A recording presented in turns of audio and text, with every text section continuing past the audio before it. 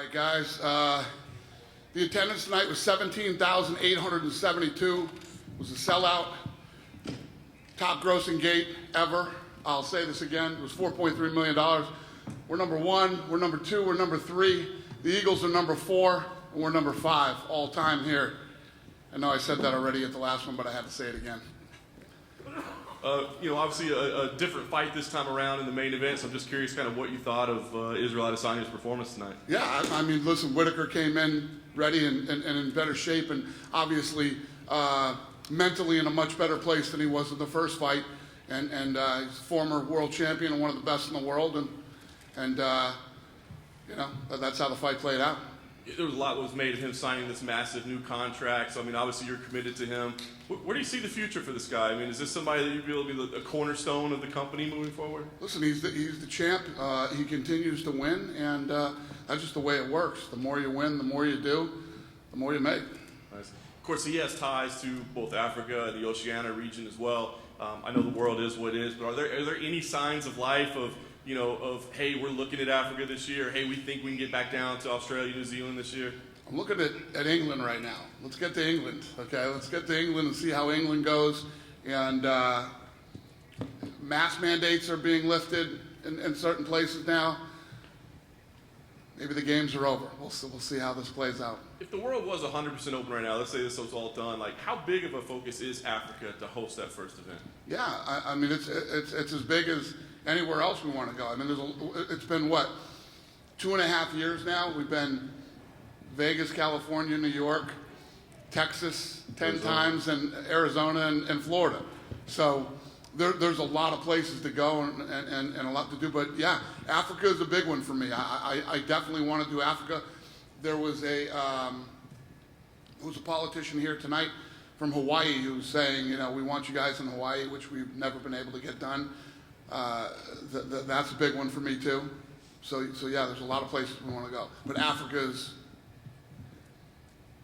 when I look back on my career, I want to do a fight in Africa. Nice. I did want to ask you, I know coming in we say, hey, look, there's a lot of options on the table, but Jared Cannonier, emphatic finish. He made sure to get your attention cage side. Yep. He looks like a man that you probably don't want to upset too much. So what do you think? Is this guy the number one contender? I was excited to see that fight, to see how it was going to play out. It was an awesome fight, and yeah, I'm not going to say no to Cannonier.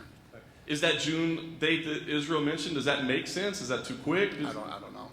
Yeah. Listen, that's the other thing that I love about that kid. He wants to fight all the time, so we'll see what happens. I did want to ask you real quick about a unique character, Roxanne Modafferi, obviously called it an end tonight. I just wanted to ask you kind of your thoughts on her career as a whole, her impact. I mean, just a unique character in this I love her. She's a great human being. She's always tough and durable. She brings it, and she's had a pretty stellar career here at the UFC. So, she lives in Vegas. I'm sure she'll be around, the office still, and yeah, we love her. This is her house, so she's welcome there anytime she wants. Nice. Last thing I want to ask you, couldn't help but notice the chants of Joe Rogan throughout the night. There was some vocal support. I guess, what can you say about his absence? I know there was a line that there was a conflict of schedule, but I don't think many people were buying into that. There's no conflict of schedule. Joe Rogan didn't work tonight. Joe Rogan could have worked tonight. Did he elect not to? Yeah, Joe Rogan had, I don't know what Joe Rogan had to do. You guys will have to ask Joe Rogan, but there was no Joe couldn't work or anything like that. I know that came out. It's total bullshit. Okay, so you expect him back in March in Vegas? Whenever he's going to work again, he'll be working, yeah. Stand right here. Did you announce the bonuses at the beginning of this? I did not. Thank you. Cannonier, Tai Tuivasa, and the Andrade fight was fight of the night. Well, speaking of Tai, what did you make of his performance in there? Awesome fight. I mean, that's another one. You knew, those two were going to get in there. And once they loosened up and started letting them go, it was going to be an interesting night.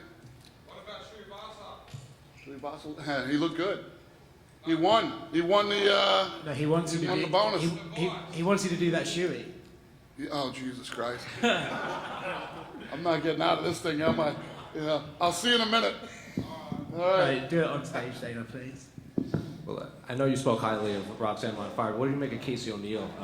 Undefeated in the UFC, said she accepted the villain role, said she'll be the best bad guy if that's what you want her to be. Yeah, and Roxanne, the thing about Roxanne is she's very unassuming, but she's a very tough, durable, awkward fighter to fight, and Casey beat her tonight. So, she walked up to me on stage during the weigh-in and said, "I'm going to be your next world champion." So, I like her attitude. I like the way she fights. She's aggressive. She's tough. We'll see what she does. Then one more. What do you make of Bobby Green's performance? The broadcast said he looked better than ever against a very tough Nazareth. Yeah, he looked slick. He looked fast. Had the crowd on his side tonight. It was almost like he was from Houston. It was interesting. But no, Bobby looked good. Dana, go back to Ty. He was ranked number 11 before this fight, and he just beat number 3. So does he immediately go straight up to that sort of level, like the top tier of the heavyweights? Yes. What's the question? He beat number 3 ranked, so does Yeah. that mean he's guaranteed to be up with those guys, with the Cyril Garns, with the Francis Ngannou's? Well, you guys are going to rank him, but he should be top 3, top 5. So wherever he shakes out in the rankings, he'll be mixing it up with those guys. Were you surprised at his ability to take some of those punches from Derek? No, he's got a good chin, man. I knew that those two were gonna bang it out, and somebody was gonna get caught with something. But the elbows look good. He did take some big shots, and tonight was his night, man. He looked good. Dana, over here. I'm fascinated to hear your thoughts on, in boxing, this whole heavyweight debacle we've seen over the last couple of weeks, right? I know that's something that's kind of close to your heart because people won't shut up about Fury versus Ngannou. What did you make of all of this talk and all of this stuff happening at the top heavyweights? And is that kind of indicative of the problems you've spoken about in the sport? Yeah. I mean, these guys are. The fact that they're even talking about our guys shows you where it's at. Boxing's been a mess for a long time, and it isn't going to get straightened up anytime soon. Will you be rooting for Dillian White and Anthony Joshua? Because if you have to work with a boxer for Ngannou later, you'd rather work with Eddie Hearn than Al Heyman or Bob Arum? I'm not doing jack shit with Bob Arum. But the other two guys I like. I like Al Heyman a lot, and I like Eddie Hearn very much. Dana, I'd be remiss if I didn't ask you, a song came out a couple of weeks ago about yourself by your good pal Jake Paul. Have you heard it, and what's your thoughts? I haven't seen it yet, no. Is it good? The music video is pretty intense. Chris Cyborg's in it, Antonio McKee's in it. What's intense mean? Is it good? It's a pretty good song, I think. Yeah, you like it? The lads over there didn't help with it, no? I think you're full of shit. That's what I think. All right, thank you very much. All right. Hey Dana, down here to your left. How did you score the main event? I think I had it. I think I had it 3-2. For Izzy. Yeah. And what do you think Rob did well in this fight that he wasn't able to do in the first one? Yeah. Well, I thought he was going to shoot a lot more than he did. I thought he was going to go in for a lot more takedowns and really make Izzy work his wrestling. But he was aggressive. Obviously, way more aggressive this time. Was able to take the shots that Izzy did hit him with. I think he looked physically, mentally, and emotionally stronger in this fight than he did in the first one. You could tell in the first fight he was dealing with some issues and probably didn't have a great camp. And obviously he's lost twice, but could you see a path where he could get a third fight if Adesanya is still the champ? I don't know. I don't know. I don't know. Sitting right here, right now, I don't know. Last question. I never thought you'd be an Agent Orange fan. Yeah, big Agent Orange fan. Yeah, big. AL3 played it for me tonight in there too. I know that's what made. Was that funny? I didn't think Dana had a punk these days. Yeah. Who knew? I was a punk once.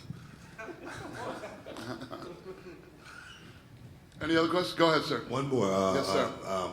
Derek Lewis, he's always been a fighter that comes to fight, but he seems to always come up short just a little bit. What does Derek Lewis play out in the landscape? Well, he doesn't always come up short. I mean, not always. Up until tonight, he was the number 3 ranked guy in the world, which is a big deal. He's got the most knockouts in heavyweight history. And, he went in against a guy tonight who's on a 5-fight knockout streak. Younger, he fought a 29-year-old guy tonight.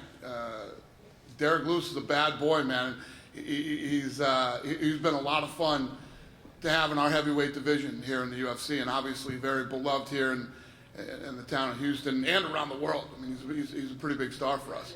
And I would say the exact opposite. If you looked at Derek Lewis coming into the UFC, I don't know if people would have expected him to do what he's accomplished here. You know, he's become a huge superstar and done some pretty great things. I asked Derek Lewis once about winning the heavyweight championship here, and he said he just wanted to pay for his damn house. Yeah, well, he did that. Type of guy he is. He definitely did that. Thank you. He's made some money, and he's made a nice life for himself. And he's a good human being. He's one of these guys that when bad things happen, he's out there helping other people. And you know, he's a big, scary-looking dude, but there's a big heart inside there. We like him a lot, and you know, we'll see what's next for him. Dana, right in front of you, back here. Yep. A lot of talking about the heavyweight division. Obviously, you said you had met with Francis. Is there any update on John Jones or Stipe? Is that a fight that we could see those two? Yeah, yeah. I mean, we'll see here pretty soon how this all plays out. Jones, Stipe, Francis, and Ty now too. So, Thanks. thank you. Hey Dana, just at the back over here, Yep. mate. We didn't get to see you after 270, and I just wanted to ask you about Brandon Moreno and Davison Figueiredo. I mean, I think nobody would complain if we saw those guys fight on every single pay-per-view. But do you think we'll see a full fight? So he was just asking me if Adesanya and Whitaker would fight 3 times, and I'm like, nah, I don't know. I don't disagree with you, man. I mean, that fight for a 4th time, and I don't think anybody would disagree. I don't know. I think the fans want it too. It's crazy. It's one of those freak fights that just works 4 times, 5 times, 10 times. I don't know. We'll see. The bantamweight division as well is on fire at the moment. How impressed were you by Kyler Phillips and Douglas Andrade today? Yeah, no, I mean, the card was great. It was a great night. It was a great night of fights. Everybody. Dana over here. Yeah. Houston seems to be a really easy spot to host these events. Do you see us I coming agree back? with you, sir. Do you see us coming back here again this year? I don't know. I don't know if we, probably. I don't know. We'll see. Again, we'll see.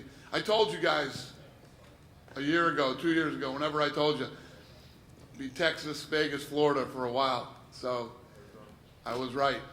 But like I said earlier, it seems like things are loosening up. So if that happens, start traveling around and having some fun again. So hopefully that's the case. Hi, Dana, over here. Do we have an update on who the first full send fighter is? Yeah, it'll come out on the show. Looking for a fight. Awesome, thank you. Thank you. Dana, just this week, Vegas is now open, no mask mandate anymore. Yep. Any plans? You mentioned maybe some more traveling, but any immediate plans for maybe moving some of the UFC fight nights in Vegas to allow more people, or? Yeah. You mean more people in the Apex? In the Apex or another venue? Or? Yeah. Sorry, how much more can we open up the Apex? How many more people can we fit in there? Well, we're working on getting up to 750 in there. So. There you go. Nice. It's in the works. Nice, thank you. All right, buddy. Thank you, guys. Everybody have a safe trip home. Good night.